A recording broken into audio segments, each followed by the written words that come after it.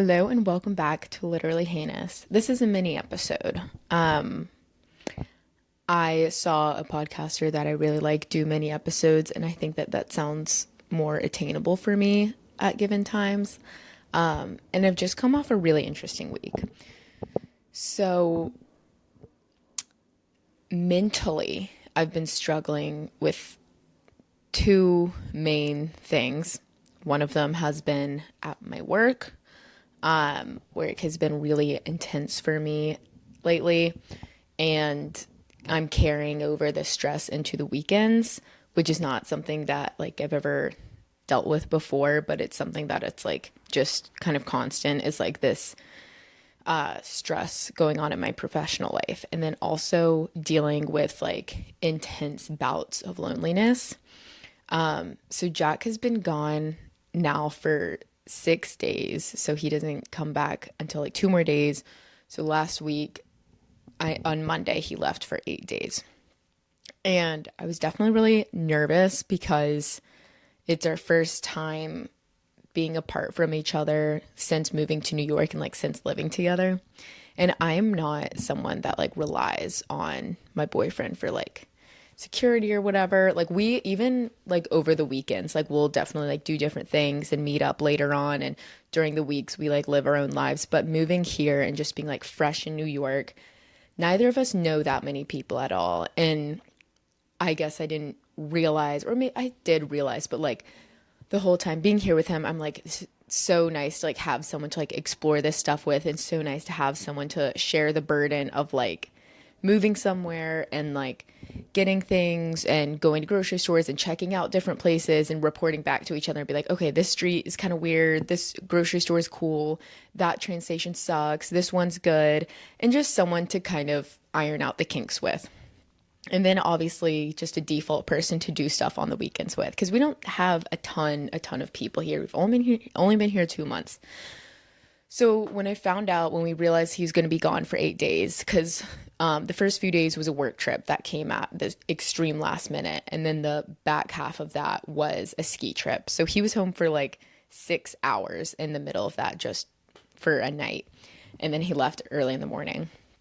I was like, okay, I this is good for me. I can do this. Like this is a good time for me to start putting myself out there. Because when we first moved here, I told myself, I said, I'm going to give myself enough grace to not be forcing myself to go make up a bunch of friends and like go to a bunch of shows and plays and like check out different parts of the city.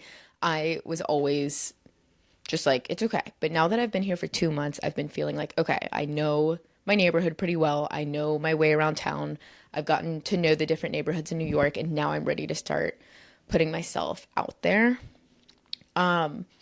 So that week, work got really, really, really intense and really freaking hard.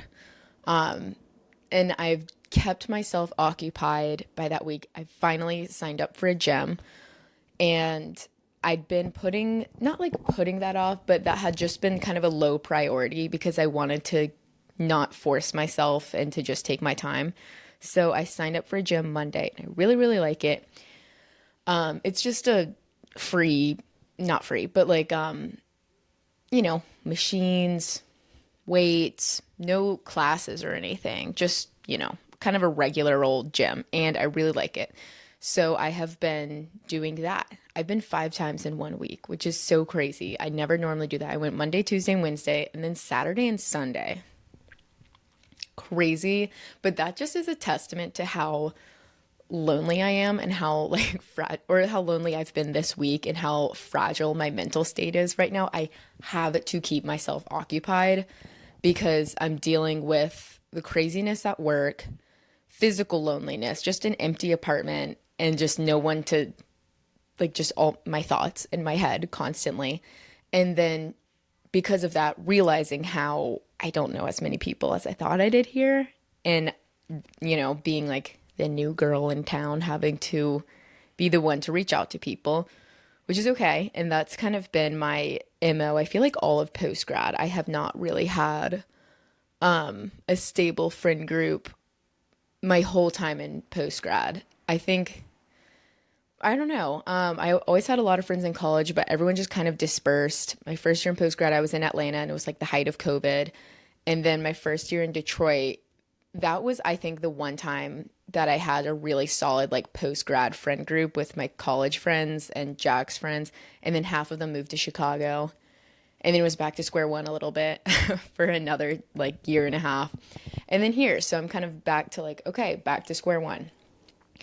So really just realizing and kind of coming to terms with, oh, I really don't know as many people as I thought I did here. Because when I'm with Jack, I have him, so I'm like, oh, like I'll figure it out. Like, oh yeah, I'll get lunch with her whenever. But then when I'm facing, okay, like here's 8 days and I have to fill up my time. I do not really like to be alone that much. I really need to have an activity every day. Like after work on weeknights, I really can't do more than 2 days of just work and make dinner. And that's it. I have to like fill that up with something. And now that I have my podcast has been a really nice way to do something after work that feels productive. And like after I do something relating to my podcast, either working on making an episode, recording, or editing an episode, or doing social media, it's a really good way to kind of satisfy that like productive neuron in my brain. There's probably some like real psychological term for that. But that's that's the last thing I want to do sometimes. And then I kind of view my free time outside of work in different factions. And I view it as, and I have to achieve like one thing per day in order to feel like I can go to bed not feeling like a total piece of shit. Excluding work, I need to do something productive creatively. So working on my podcast, something to do with that, or do something productive physically. So going to the gym. I go on lunch walks every day, so that doesn't count as being physically productive to me. Or I have to do something productive socially, like having a fun night with friends or just like hanging out with someone new. Or when I was doing comedy classes, like going to my improv class, that counted as doing something productive. And then my other one, it was like healthy, productive. So like making dinner, like going to the grocery store, making dinner. And I need to check like 1 or 2 boxes every day to feel productive. And I want to know if anyone else feels like that. Am I crazy? But I do put a lot of pressure on myself to like get something done. Like work just isn't enough for me. And I've recently been coming around to like adding a new thing, which is so I can't stop like making all these like tasks for myself. A new thing is, okay, if I'm not going to do any of those things, if I'm not going to go to the gym, or I'm not going to do something with my podcast, or I'm not going to hang out with friends, and I'm just going to watch TV, then I have to watch like an Oscar nominated movie, or I have to watch like some film that like someone told me was good. I don't know. I can't just watch trash. Like I have to watch something that will be important, or something that's like worthwhile, or a movie that I've been putting off seeing, like a classic, like some 70s movie, or like I have to do something that will make me feel smart. Now I'm saying all this out loud. I'm like, oh my God, do I need help? So anyways, once I was faced with this 8 days, including weekend, I was like, I have got to fill out my days. So Monday, Tuesday, Wednesday, I went to the gym and I ate healthy at home. So that counted for that. Thursday, I got drinks with a friend, and that was really fun. And then Friday, I got dinner with another friend. And then I just went home after those nights. I have also just this phenomenon in the idea that, like, in order to become good friends with someone, you have to pass the weeknight friend phase. And I don't want to be a weeknight friend, okay? I hate this, like, I don't know, kind of social idea that like in order to become weekend friends with someone, you have to pass the like happy hour weeknight dinner phase. And I don't really like hanging out on weeknights. As I told you, I have a lot of tasks that I need to complete on weeknights. So like I don't like doing drinks really on like, I mean, I'll do a drink on a Thursday. But really that's it. I really don't like to drink on any night that I have work the next day. And I'm reaching out to people that I know in the city, so people that I haven't seen in a while or haven't talked to in a long time. And I keep getting met with like, oh yeah, like let's do drinks on Wednesday, or let's do drinks Tuesday, or let's do a dinner. And I'm like, can't we do something on the weekend? Like, I know that everyone has been here and they have like their weekend plans, but like I do appreciate people wanting to meet up with me, and it has been really fun. But it kind of just every like time I'd reach out to someone and get hit with the like, oh, like let's do drinks. And I first of all understand that. Like I get it. I've weeknight peopled before. Like I've been on the both sides of this. But when I get hit with that, I'm like, okay, well, what am I going to do this weekend? And I don't know. I get it. If they're going out with their group of friends and I don't know these people well enough to be like invited to like a girls' night out when I don't know anyone. So I get it. But it just kind of leaves me with this empty feeling of like, okay, I guess I have to do something this weekend. So this weekend I did have fun. And I knew weekends are hard when I'm not. It almost kind of felt like a dry weekend. I really didn't do any drinking, which is great for me. But it also just left me feeling so much anxiety about work. So Friday, I got dinner with a friend, and we finished dinner at like 8 p.m. And I, oh wait, no, this is Thursday. Okay, sorry, back to Thursday. I got drinks with a friend, and then we both are taking the L home, except she's going towards Manhattan and I'm going towards Brooklyn. So I get onto the L, and the doors were already open. When I got to the station, walked down the steps, the doors were open. So I kind of ran on because I thought that it had just gotten there. And then the doors stayed open for like 10 minutes. And I was like, what's going on here? And nothing was happening. We were just like staying in the station. Multiple Manhattan trains have come and gone at this point. I'm like, why isn't my train leaving the station? So I asked this guy next to me. He looked like he was about my age. He was young, like wearing bell-bottom jeans. And I was like, hey, what's going on? He's like, oh, I have no idea. It's been like this for a while. And we're chatting about what it could be. And I was like, should we go ask the conductor? Because I don't know if you guys knew this, but conductors drive the trains. Like they're not just little men in hats that make announcements, but they like fully drive the trains, which is kind of comforting knowing that like the trains aren't just automatic. So he was like, yeah. So then we passed through the subway doors, which I had never done before. So like to get in between the subway cars, you're really not supposed to do this, but the train wasn't moving, so it was fine. You like press the door and it opens and you get into the next car. So we did that for like 4 train cars, and then we got to the conductor and we were like, what's going on? And the conductor was like, oh, I don't know. Like, I just do what they tell me. We're like, okay. She didn't have an answer. So we're sitting in the train, like 10 more minutes go by. I'm just like talking to this kid, and he's like college student. We're just chatting. I'm telling him about like how I just moved here with my boyfriend. He's like, he asked me what stop I'm getting off at. And I tell him, he said, oh, that's the stop I'm getting off at. I'm going to a concert. And I was like, oh, that sounds cool. What venue? And he told me the venue, and I was like, oh man, yeah, I've been wanting to check that out. I just haven't had an opportunity. And he's like, well, I have an extra ticket. And I was like, you pose an interesting question. And by this point, the train starts moving. And he's like, you should come with me. The concert's really good. It wasn't that late. I think it was like 11, maybe 10:30. I was like, yeah, I don't know. I gotta work. And, I was like stressed about work.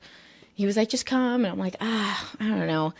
And then I'm like, fine, because it was like on the same stop as me, and I was like, whatever. So I went with him. And when we were on the train, I noticed he was using like an iPhone 4. And I thought that was the craziest thing ever. And I was like, is that an iPhone 4? And he was like, yeah, man, like I'm trying to downgrade. Like I want a BlackBerry. And I was like, okay.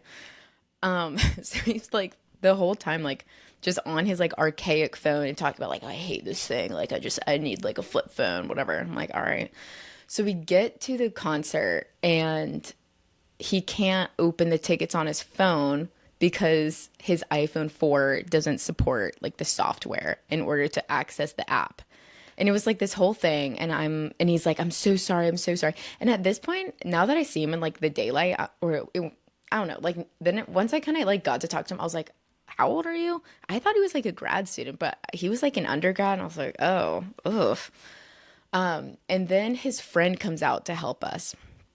And I'm kind of thinking like, you know what, I'm already here. The ticket's free, whatever. So we get into the venue and this friend comes out. Literally, he looked like he was 18. And I was like, oh my God, I'm literally, whatever. So we get inside the venue. We're standing around towards the back, and then his whole group of friends comes over. And I swear that they were literally in diapers. Like they looked like children, like absolute children. And then when I saw them, I was like, yeah, I gotta go. So then I left, and it was fine. It was kind of just like New York spontaneity. I have a hard time saying no to things, and it just kind of sounded like a fun adventure, and it was free. Like I was only there for 10 minutes. The kids were nice, but I got to a point where I was like, yeah, huh? I hate the fact that I'm not like the youngest anymore in society. Like I hate going out and seeing people that are younger than me. I'm like, what do you go home? So that was fun. So then Friday, I got dinner with a friend, and that was nice. And then I didn't do anything that night. And then Saturday, I bought tickets to a play. Okay, this is a crazy story. So I saw on Nicholas Braun, cousin Greg from Succession, his Instagram story about a play. And I love theater and plays. And this is when I realized I was going to be alone for 8 days when I saw this, and it was on a Saturday. Like, I was like, oh, maybe I should do that over the weekend. I knew that I needed something concrete for the weekend. So this is my piece of advice to anyone that's as neurotic as I am. If you have a pretty blank weekend coming up and you are kind of struggling to make plans, or you don't know a ton of people, if you're like the kind of person where plans don't just like present themselves to you every weekend, you need to be really proactive about finding things to do. And something that's good for that is like live shows, like theater or like comedy, something where you need to like buy tickets ahead of time, where it'll take a good chunk of time, like a good 2 hours out of the day, and something that like you're not going to bail on. So when I saw this play, I was like, oh, maybe that would be good to do over the weekends. And I got the matinee. And the matinee is a showing of a play that's like during the day. So I got the 2 p.m. slot. And I was like, this is perfect. Like, this will take up a good solid chunk of the day. So even if like I do nothing that night, like at least I'll have had done something during the day. So the play is called Job, and it's a 2-person play, and it's about this millennial woman who has this tech job she's obsessed with, and she's like, her job is her life, like typical San Francisco, Silicon Valley type thing. She is sent to mandated therapy by her company because she had a mental breakdown at the office, and it went viral on the internet, and she got like put on leave, and they're like, the only way you can come back is if you go to a therapist and the therapist approves you to come back to work. And I thought this was an interesting concept. I read like some tidbits of reviews that were like, oh, it's good social commentary on like job obsession and like tech. And I was like, this feels kind of pertinent. And so I get there, and then I realize that one of the actors, because there's only 2 actors, the tech worker and the therapist is Frank from Succession, like a main star of Succession. So then I was so excited. I don't know like why I didn't know this before. I think I just kind of like glanced over the Wikipedia, but I didn't really read it thoroughly. So then I was all excited. Guys, the play was so good. So it was 90 minutes, no intermission. I had a great spot because I went by myself. So I like sat like right in the middle row, like the middle seat, like perfect spot. The play was incredible. Watching 2 people for an hour and a half, like, and not boring at all. Like, you might think, oh, just 2 people, like, no set changes, no songs, no nothing. Oh, it was so good. A lot of really good, yeah, so like commentary on like social media and political activism on social media, and like whether it's truly altruistic or not to be like posting like your Instagram stories and posting like the GoFundMe's for people that you don't know, but are you really posting out of the goodness of your heart, or are you posting to tick some boxes? Or if you don't post, are you like, are your friends going to be mad at you? And then like cancel culture stuff. And I am pretty wary of like social commentary on like cancel culture because it's so tired to me. And I feel like it's kind of boomery to be like cancel culture. But this was good. And like there were so many just good, it was kind of like, God, I can't even explain it, but the things that like the millennial woman was going through and like what she experienced in college, and because different parts of their lives kind of like unfold throughout the show. And just the things that she was going through, a lot of it was just like really relatable. And the writer of the play is this guy who's like my age, which is, first of all, rude. Like, don't achieve anything until you're like 35. And you can just tell that it was written by a young person and someone that really gets it. I get like really annoyed watching media that's, like commentaries on social media and like cancel culture and stuff like that, because it just feels so like written by someone that's not actually going through it, or someone that's just perceiving it from like an older person's perspective. But this just like felt real, and it felt authentic, and it felt like it was written by someone that like actually understands what it's like to have grown up, the way that we did, like to have been born in the mid to late 90s. Like people that were born from like 95 to 98, I just feel like we're built different. Like we just have a different understanding of the world. And it just like, it felt really real. Okay, there was a crazy twist at the end, and I'm going to spoil it for you, but I will put in the description when the spoiler is over. So, the whole time I was listening to the play, I'm thinking, this is amazing. Like, this is such a good play. Like, I love it so much. I was already loving it the whole time. From the minute it started, I was like, this is incredible. I did not expect there to be such a guttural, diabolical plot twist at the end. I think that like plot twists are fun and great, but I do not think that they're like necessary to like, you know, a good piece of show or a good piece. I don't think plot twists are what make or break something. I think that sometimes they can kind of be like low hanging fruit. Okay, so here's what happened. So, basically, we spend a lot of time learning about the girl in the play. I can't remember her name, and what, like, the events that led to her mental breakdown, whether it be like her relationship with her parents and like her college situationship. But then we also find out tidbits about the therapist, Frank from Succession, and that, he went to Berkeley and that he has a 12-year-old son. And then later on in the play, it's revealed that he had a 13-year-old daughter, but she committed suicide. So he's, dedicating his career to helping people who are like at the brink of a mental health crisis.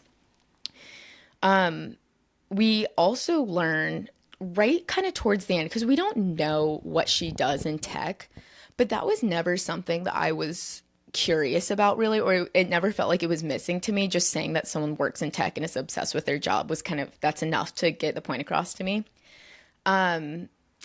We find out that her job, this part kind of confused me, so I might not be good at explaining it correctly, that basically her job is to watch all of these like horrible torture porn videos to make sure that none of the company's advertisers ads go on to these like diabolical dark web websites.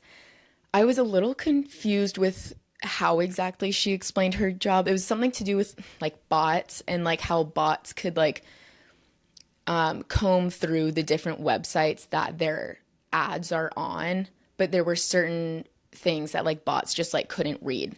So she was basically like the front lines of watching all of those like crazy videos that you hear about, like war and like, just terrible, terrible, terrible, horrible things that people post on the internet that are like ungodly illegal, but like people have fetishes for it. And so then you're like, oh my God, that's obviously horrible. That would be enough to make anyone go crazy. And she's getting into it, and she's talking about how there's this one person that continues to upload videos of his two children having sex. So like child porn, incest, all of that. And you're like horrified as an audience member. She talks about how she became obsessed with watching these videos to find out who this man is. And she's like, I want to track him down. What kind of a father would do this to his children? And she said, there was one day where I was able to see the corner of a college diploma on the wall, and it said Berkeley. Oh my God, I'm like literally going to cry again. The whole audience like gasped. I was like, oh, no, I said it out loud. And then she said I was able every once in a while to piece together like an ear or some of his voice or just like a piece of his body part, like somewhere in the frame. And she goes, and it was you. And then the therapist like freaks out. The whole audience, I have full body chills right now. The whole audience is like screaming. And yeah, and then like it's kind of it wasn't like totally revealed, but then he's like, "I'll let you go back to work. I'll let you go back to work, just please." And then it's like lights out. Guys, I was like I still don't even have words for it. I immediately started bawling crying when the lights went out. I don't know, it just like really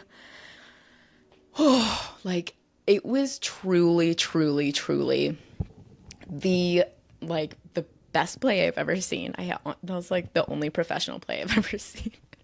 But it was so unbelievable. So good.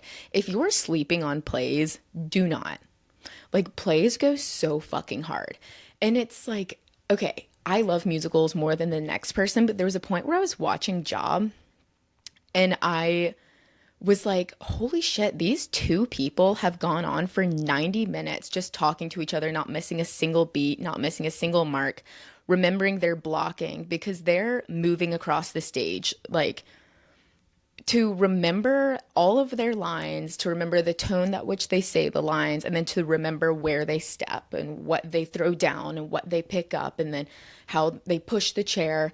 And there was like stage effects too. There was like, when certain things were revealed, the lights would go crazy and there'd be a sound. There were jump scares. I jumped out of my seat at one point. I screamed.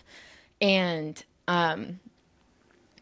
yeah, like there's one point where she has a panic attack, and the way that the stage managers and lighting directors can communicate through lighting and sounds, like what the panic attack looks like. And it was just like, wow, people really are so incredible, like to come up with all of this. And it gave me just so much respect for live theater. Like movies, anyone can do that. Stage, no one. So when the play ended, I was like on another planet. I was like, I cannot believe I just experienced this. And going alone, I was like, I was almost like tempted to like talk to the person next to me, like, wasn't that crazy? Like, I had no one to talk about it with.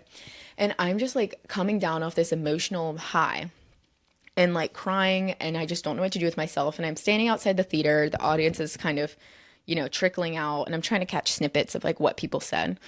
So I call my mom. I'm standing out there talking to her for like 10 minutes. By this point, the show had been over for probably 30 minutes. And I'm standing there, and I look over and I see Frank from Succession, Peter Friedman, come out of the theater. And I'm like, oh my God, that's him, the guy that played the therapist. And I hung up and on my mom, and I just was like, hi, Peter. I just saw your show. And he was like, oh, you did? Yeah. What'd you think? And I start bawling, crying. Like I'm sobbing. And he was like, oh, like, I'm so glad you liked it. And he was like maintaining eye contact with me so hard. And he's like, what'd you like about it? And I was like, it was just like really good. And he's like, but what'd you like about it? And I was like, I don't know. And okay, what I thought I liked about it, once like the plot twist happened, I feel like the plot twist kind of like changed everything.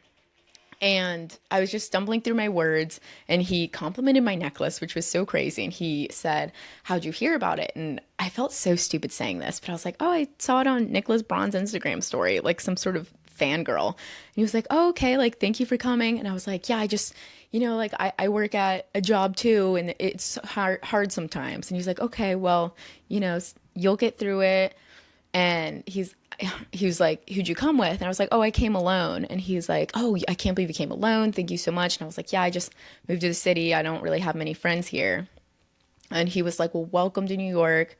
And I was like, Peter Friedman. It was like the craziest experience ever. And then we walked away. I didn't want to like take too much of his time, but he was so cute. He was wearing like his little pea coat and a scarf and a hat. He was adorable. So then I was so like rattled to my core. I called my parents, and then I didn't know what to do with myself, and I had so much energy. So I decided to walk home and take the bridge. And I took the bridge home, and I was wearing my like high-heeled square-toed boots, my scoots. And then my feet hurt like really bad after once I got to the end of the bridge. I couldn't even walk anymore. So I found a train station, then took the train home. And then the blisters started forming, and I did not go out that night because my feet hurt so bad. But it was kind of nice not to have an excuse. So that's kind of it's been like a really roller coaster of a weekend. I've just felt a lot of emotions from like trying so hard to escape loneliness. Like, it's like I'm constantly making myself productive. Like, okay, I'm going to the gym. I'm grocery shopping. I'm cooking dinner. I'm going to watch a movie, going to the play, going to get drinks with people, and just really trying to like escape this feeling of loneliness. And just trying like not to let any bad thoughts come into my mind by just being overly productive. And so far it's working. I think one of my best qualities is I have really good self-discipline, and I'm really good at like, I know that I could have made this week a death spiral, and I didn't. And I could have death spiraled all weekend. I could have gone out drinking. I don't even know with who. But I could have done that. I could have shopped. I retail therapy a lot. I could have like gone shopping somewhere, and I didn't do that. I haven't bought one single item of clothing since before New Year's, or since New Year's. So yeah, it's been good, and just trying to be really patient with like the friend thing. I am actively waiting to sign up for comedy classes. This one class at this one theater with this one teacher that I wanted. I missed the deadline for it, so I'm gonna see. Hopefully, it'll reopen in March. So yeah, that's been my week of mental health spiraling and trying to be productive. So yeah, I hope this helps. Bye.